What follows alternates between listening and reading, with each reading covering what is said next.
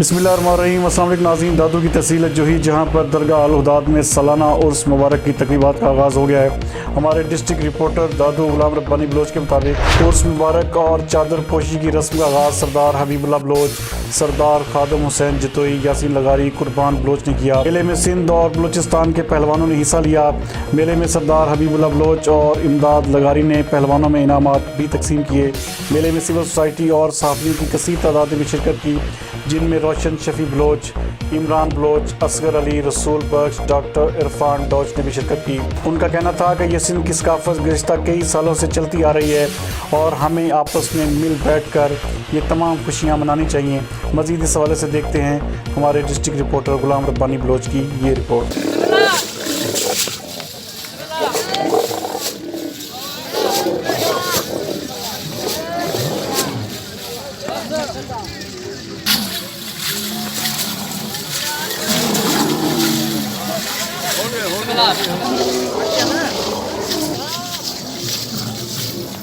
अदाई साहब नंगे जो किरदार तवज्जो हाजी ईसा अदन जबाता देसा के हाजी तातन चलो चलो हाजी सा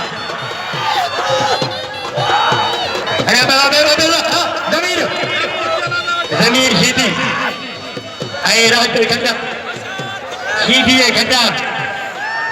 जो ये मेला कल्चर है और ये मलाखड़े जो होते हैं ये हमारे लिए बहुत अजीम मेला के हैं, क्योंकि इस टाइम पे इस दिन के लिए गरीब बच्चे बूढ़े नौजवान सारे आते हैं देखने के लिए।